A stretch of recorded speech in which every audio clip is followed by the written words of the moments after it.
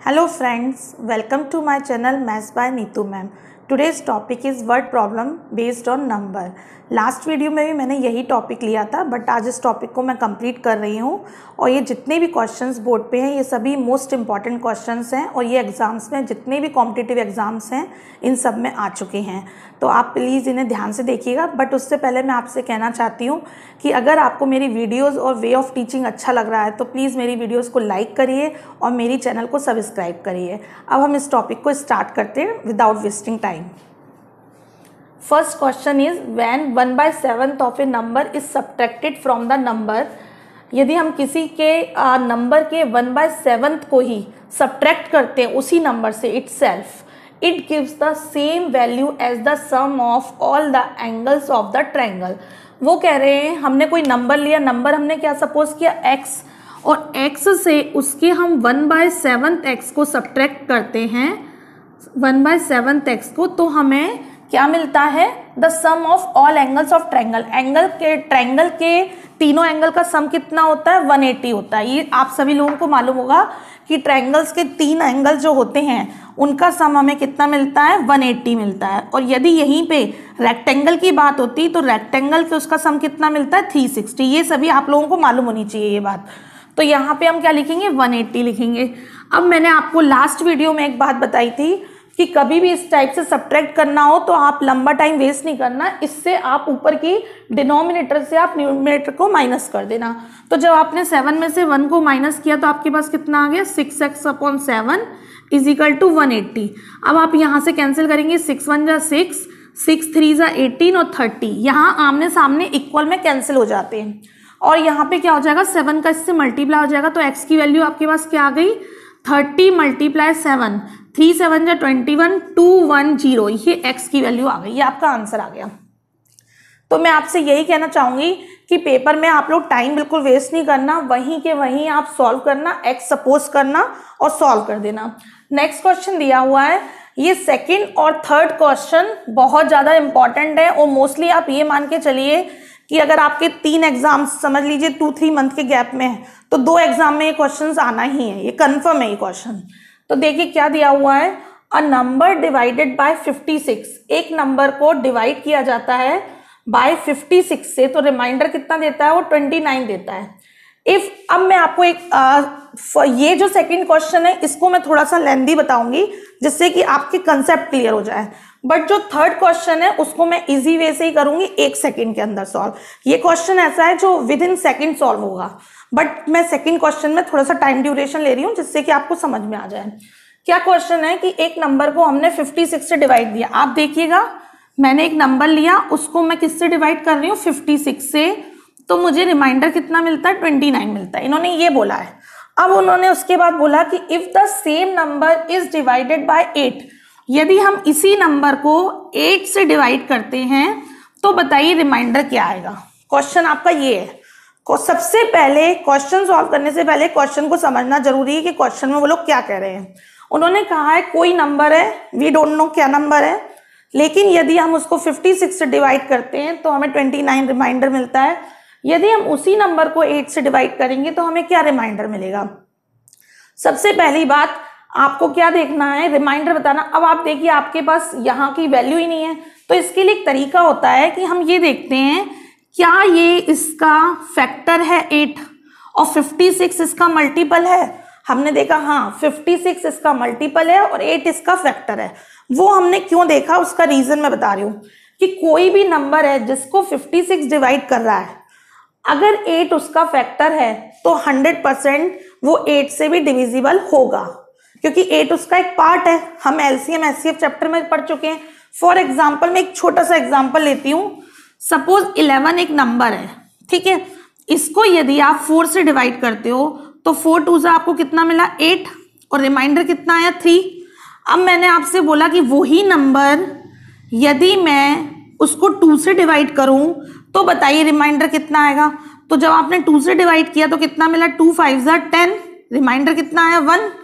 तो आपको क्या समझ में आया कि यदि ये नंबर इस नंबर का फैक्टर है और ये 4 इसका मल्टीपल है तो आपको केवल इस रिमाइंडर में इससे डिवाइड देना है। क्योंकि ये तो जो 8 4 से डिवाइड हो रहा है वो 2 से भी 101% श्योर है कि वो डिवाइड होगा, क्योंकि वो उसका फैक्टर है। तो 2 से डिवाइड 8 तो हो गया। अब रिमाइंडर जो था वो ऐसे नंबर था जो 4 से क्या था, छोटा था, बट 2 से तो बड़ा है, तो 2 से एक बार और डिविजिबल हो जाएगा, तो रिमाइंडर कितना बचेगा, 1। तो पेपर में मेरा कहने का मतलब ये है कि पेपर में आपको पूरा नहीं करना है, आपके पास जो ये रिमाइंडर है इसमें केवल आपको 8 से डिवाइड देना है, आपका आंसर आ जाएगा।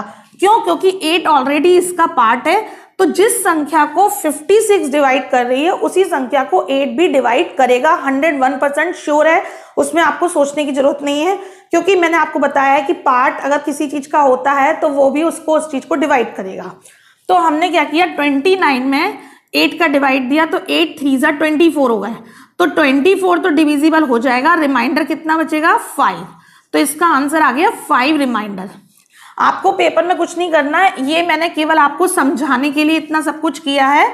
आपको पेपर में क्या करना है, जो भी आपके पास रिमाइंडर है 29, उसमें आपको इससे डिवाइड करना है। सबसे पहले आपको ये चेक करना है कि क्या 56 इसका मल्टीपल है कि नहीं। जैसे ये मल्टीपल है तो आपको कंफर्म हो गया कि जिस संख्या को 56 डिवाइड कर रही है उसको 8 भी डिवाइड करेगी।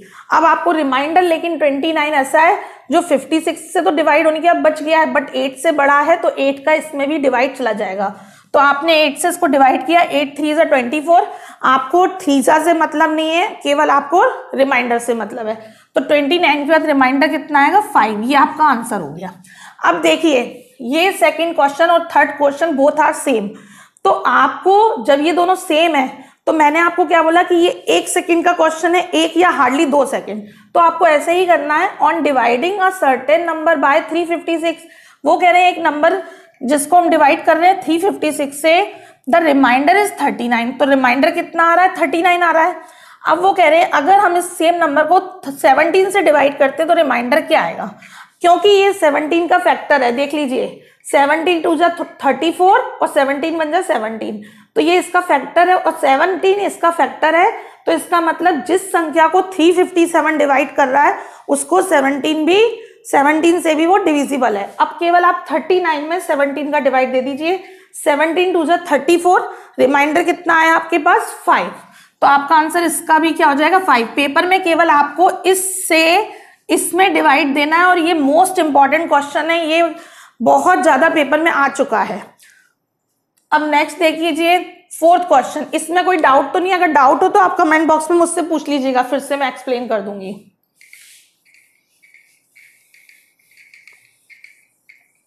अब देखिए fourth question.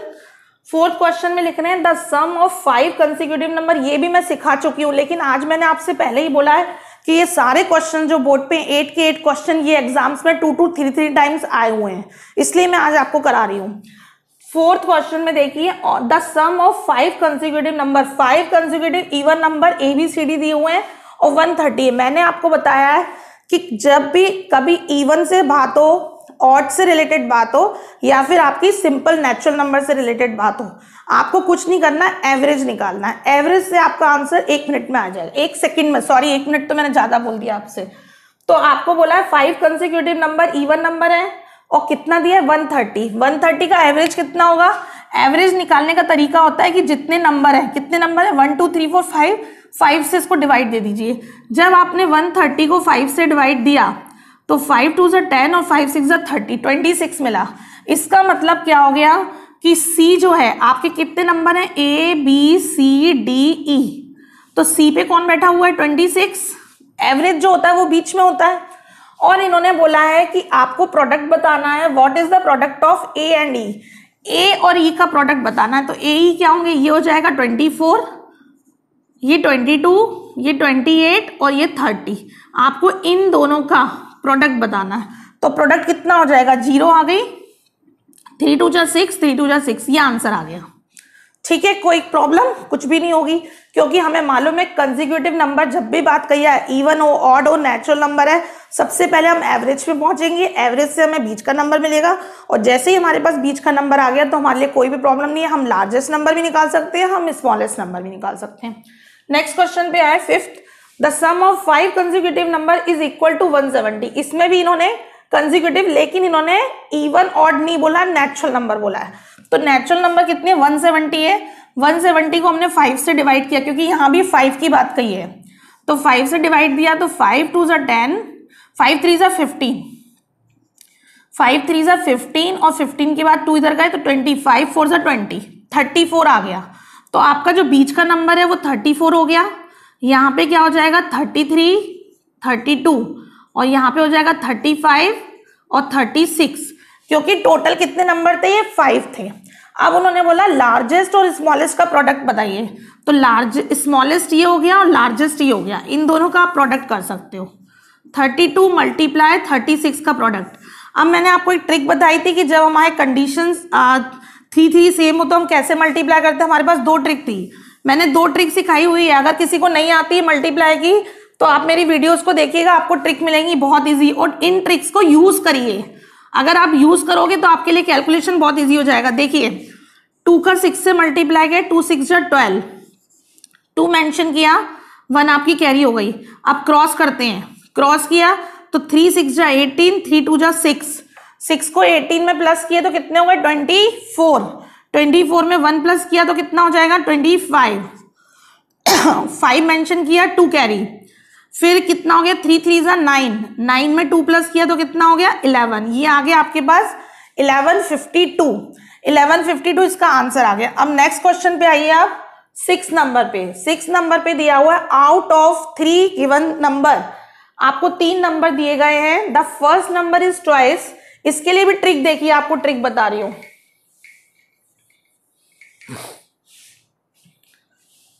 Out of 3 given number, 3 number है आपके पास, फिर उसके बाद उन्होंने बोला the first number is twice. आपने 3 नंबर लिख लिए, कौन कौन से नंबर है, ए है, बी है, सी है।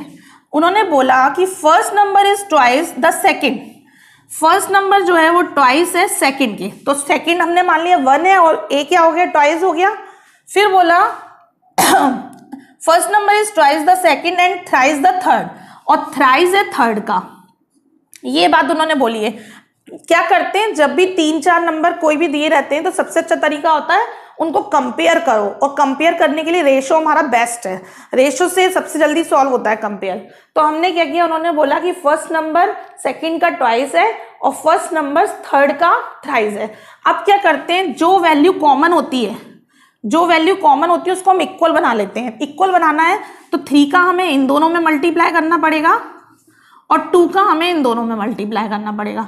तो 3 2 जा कितना हो गया 6, और ये क्या हो जाएगा जब इसका 3 में मल्टीप्लाई हो जाएगा 3 1 जा 3 और 2 का इसमें हुआ तो 2 3 जा 6 आ चुका है, 2 1 जा 2। अब ये एक लाइन में हम लिख सकते हैं। अब ये रेशो में आ गए, ये रेशो में चेंज करने का तरीका है। जब मैं आपको रेशो प्रोपोर्शन चैप्टर सिखाऊंगी तो उसमें मैं आपको ये चीज सिखाऊंगी। अभी हमारे चैप्टर्स धीरे धीरे सारे होंगे, रेशो प्रोपोर्शन होगा, परसेंटेज होगा, एवरेज होगा, ये सब होंगे सारे चैप्टर्स। तो अभी मैं जो आपको बता रही हूँ केवल इसमें आप इतना याद रखो कि जब कभी भी हमें 2 3 दिए रहते हैं तो उनको सबसे अच्छा तरीका होता है कि उनको हम क्या करें, कंपेयर करें, और कंपेयर के लिए हमें रेशो यूज करना पड़ता है, सबसे इजी वे होता है। तो कैसे हमने किया कि ट्वाइस और 1 का दिया था, इसमें थ्राइस और 1 का, तो हमने इक्वल बना लिया, जो कॉमन चीज होती है उसमें मल्टीप्लाई करके इक्वल बना लेते हैं, ये आ गया हमारा रेशो आ गया। इसके बाद इन्होंने बोला if the average of these 3 number is 154, इनका हमने एवरेज निकाला तो एक नंबर क्या हो गया 6x plus 3x plus 2x, और एवरेज का तरीका क्या है कि जितने भी नंबर होते हैं उनसे डिवाइड दिया जाता है। ये कितने नंबर है 1 2 3, तो 3 से डिवाइड दे दिया, और कितना दिया हुआ है एवरेज 154, प्लस किया तो कितना हो गया 6 3 9 9 और 2 11, 11x इज इक्वल टू 3 को क्रॉस मल्टीप्लिकेशन से उधर ले जाएंगे, 154 मल्टीप्लाई 3। अब आप देखिए ये कट रहा है। अब मैंने आपको ये भी सिखाया है कि 11 से काटने की ट्रिक बताई हुई है, आप लोग ट्रिक को यूज करना स्टार्ट करिए। देखिए जब कभी भी बीच का नंबर इन दोनों का प्लस होता है तो वो 101% 11 से डिवाइड होती है। तो यहाँ 11 से डिवाइड हो गया, और कितने टाइम्स हो गया 1 और 4 आ जाएगा।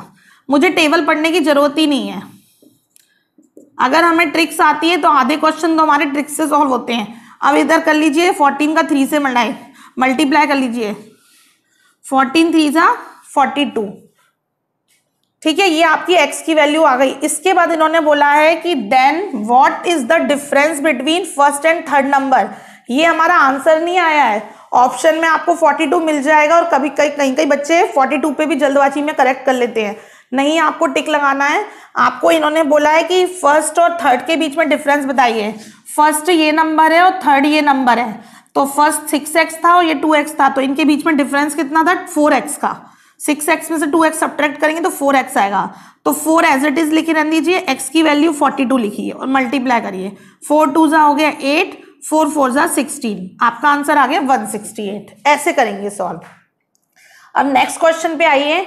On children's day sweets were to be equally distributed among 300 children. आप चिल्ड्रंस डे है उसमें स्वीट डिस्ट्रीब्यूट की गई है और इक्वली की गई है 300 चिल्ड्रन के बीच। तो हमने ये मान लिया कि टोटल नंबर ऑफ पीसेस कितने स्वीट्स के, x माने 300 बच्चे हैं और हमने x स्वीट दी, तो टोटल इतने पीसेस हो गए। आप लोग जो लाइन लिखी होती है ना उसको x के रूप में सपोज करके कर लिया करो, तो जिससे क्वेश्चन बहुत जल्दी सॉल्व होता है। मैंने देखा कि 300 स्टूडेंट है और सबको हमने x दी, तो कितनी टोटल मिठाई दी? 300 multiply x, total number of pieces आ गए स्वीट्स के। अब उसके बाद उन्होंने बोला but on that particular day 50 children remained absent. लेकिन क्या हुआ, एक पर्टिकुलर डे पे 15 चिल्ड्रन एब्सेंट हो गए, तो 15 चिल्ड्रन एब्सेंट हो गए तो कितने बचे? 250 बचे। 250 बचने के बाद क्या हुआ, hence each children got 1 extra sweet. पहले x स्वीट डिस्ट्रीब्यूट हुई थी, अब कितनी हुई? एक एक पीस एक्स्ट्रा मिली। आप ये इक्वेशंस बनाना सीख गए तो आपका क्वेश्चन सॉल्व हो गया।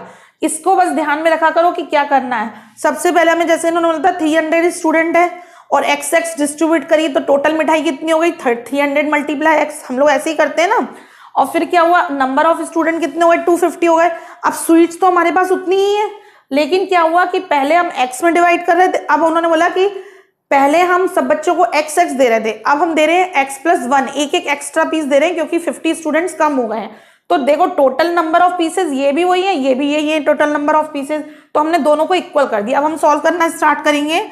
तो देखिए 0 से 0 कैंसिल, 5 से काटा, 5 6 जा 30, 6x हो जाएंगे और यहाँ पे 5 से ये कट गया, 5 5 जा 25, 5x यहाँ हो जाएंगे और प्लस 5 1 जा 5 हो गया। अब 5x आके इधर सब्ट्रैक्ट हो जाएगा, तो ये कितना हो जाएगा? 5x को जब हमने 6x से सब्ट्रैक्ट किया तो x आ गया, x की वैल्यू 5 आ गई। ठीक है, इसका मतलब ये हो गया कि हमने ईच चिल्ड्रन को 5 पीसेस दिए थे। लेकिन क्या हुआ, उन्होंने हमसे क्वेश्चन क्या बोला है, how many sweets were distributed. आपको ये बताना है कि कितनी स्वीट डिस्ट्रीब्यूट की गई। तो ये जो आई है 5, ये तो ईच स्टूडेंट की आई है कि हमने एक एक बच्चे को 5 पीसेस दिए, लेकिन उनका क्वेश्चन है कि टोटल स्वीट्स कितनी डिस्ट्रीब्यूट हुई है। तो टोटल कितनी हुई है? 300 बच्चे थे और 5 ईच दी, तो 300 मल्टीप्लाई 5 यानी कि 1500 पीसेस टोटल स्कूल में आए थे डिस्ट्रीब्यूट करने को। क्वेश्चन ध्यान रखना, पेपर में अगर पूछा जाता है कि ईच स्टूडेंट को कितनी दी गई है तो आप बोलोगे 5 और बाद में कितनी दी गई 6।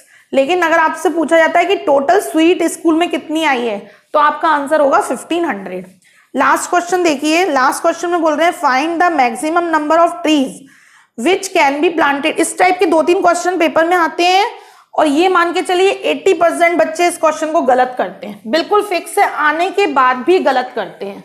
उसका रीजन बता रही हूँ, एक तो थोड़ा सा डर रहता है और एक लगता है कि नहीं नहीं ऐसे नहीं, क्योंकि फर्स्ट ऑप्शन जो मिलेगा उसमें दूसरा ही मिलेगा फर्स्ट ऑप्शन, और उसके कारण हमें आते हुए भी अगर आपने एक बार प्रैक्टिस करी है तो मैं आपसे बोल रही हूँ कि वो श्योर है वो आपका आंसर रॉन्ग होगा। लेकिन अगर आपने इसी चीज को 2-3 बार प्रैक्टिस करी है तो आपका माइंड मेकअप रहता है कि नहीं ये इसमें ये पैटर्न यूज करना है और इससे हमारा आंसर सही आएगा। चलिए देखते हैं, इस टाइप के 2-3 क्वेश्चन मैंने आपको बताया आता है। क्या लिखा है, find the maximum number of trees हैं which can be planted 20 metre apart on the 2 side. ये कॉलोनी है, इसके दोनों साइड पेड़ लगाए गए हैं, ठीक है। उनका कहना ये है कि 2 साइड से ऑफ अ स्ट्रेट रोड, और रोड की लंबाई कितनी है रोड की लंबाई है 1760 मीटर। अब वो बोल रहे हैं कि बताइए find the maximum number of tree. तो इसके लिए क्या होता है, बच्चे लोग पहला ट्री काउंट करना भूल जाते हैं। एक ट्री लग चुका है पेड़, अब क्या जितनी लंबाई है आप इसमें क्या कर देंगे, हम डिवाइड कर देंगे। 20 मीटर की दूरी पे लगाए गए सारे पे। इन्होंने बोला 20 metre apart on the 2 sides. तो हमने इसको जब 20 से डिवाइड किया तो 0 से 0 कैंसिल हो गई, 2 1 जा 2, 2 8 जा 16 और 2 8 जा 16 हो गया, ठीक है। तो आपका 88 जो आया है वो एक पेड़ लगने के बाद 88 पेड़ और लगेंगे, ये चीज आई है। और मोस्टली बच्चे ये 1 पेड़ काउंट करना भूल जाते हैं, क्योंकि इतनी लंबी रोड है तो आपने स्टार्टिंग यहां से करी तो 1 पेड़ पहले आपने लगा दिया। अब इतनी लंबी रोड में कितने पेड़ लगेंगे? 88 लगेंगे। तो टोटल आपके नंबर ऑफ ट्रीज कितने हो गए? 89। लेकिन ये 1 साइडेड आए हैं और उन्होंने बोला है कि दोनों साइड, रोड के उस तरफ और उस तरफ पेड़ लगाए, तो जितने पेड़ आपने यहाँ लगाए उतने पेड़ आपने वहां लगाए। तो 89 मल्टीप्लाई 2 या फिर प्लस कर दो तो 9 9 कितने हो गए? 18 हो गया और 8 8 16 और ये 70, 178 इसका आंसर आता है। और पहला ऑप्शन जो आता है 176 आता है, क्योंकि इसको काउंट करना भूल जाते हैं और 88 काउंट कर देते हैं। इसी टाइप से एक मंकी का भी क्वेश्चन आता है कि मंकी जंप करते हुए ऊपर चला गया, तो बताइए कितने जंप किए। उसमें यह आता है कि 3 मीटर चल रहा है और 2 मीटर नीचे आ रहा है, तो सब लोग उसको काउंट करते हैं कि 3 और 2 मतलब 1 जंप में वो 3 मीटर ऊपर चढ़ा और दूसरे जंप में वो 2 मीटर नीचे आ गया। तो इसका मतलब क्या हुआ? उसने 2 जंप में केवल 1 मीटर चढ़ पाया, क्योंकि 3 मीटर ऊपर गया और 2 मीटर नीचे आया, तो 1 मीटर चढ़ा। तो उनका सबका एवरेज ये रहता है बच्चों का कि 2 जंप में 1 मीटर चढ़ा, तो उस हिसाब से सॉल्व करते जाते हैं। लेकिन क्या होता है जब लास्ट जंप होती है तो उसमें वो 3 मीटर चढ़ के ऊपर बैठ जाता है, अब वो लौट के थोड़ी आएगा 2 जंप, तो वो हमें काउंट नहीं करना होता है लास्ट वाला। इस टाइप के भी क्वेश्चंस मैं आपको कराऊंगी, तो ये बहुत इंपॉर्टेंट है। ये जो लास्ट क्वेश्चन है इसी से रिलेटेड 2-3 क्वेश्चंस और हैं जो इस टाइप के आते हैं, जिसमें कि हमें ये 1 काउंट करना याद रखते हैं। मैंने आपको लास्ट वीडियो में एक क्वेश्चन ये भी कराया था बेल से रिलेटेड, कि एक बार बेल बज चुकी है उसके बाद कितनी बजी बेल। तो आप लोग हर क्वेश्चन में ये चीज ध्यान रखना कि अगर कोई चीज हो रही है तो पहली वाली हमें काउंट करनी है। तो ये क्वेश्चंस आपके आज हो चुके हैं, 8 क्वेश्चन, इंपॉर्टेंट क्वेश्चन। और यदि इनमें आपको कोई भी डाउट हो या कोई भी प्रॉब्लम हो तो आप कमेंट बॉक्स में मुझसे पूछ लीजिएगा। और वीडियो अच्छी लगी तो आपको मालूम है क्या करना है, आपको लाइक करना है। Thank you so much.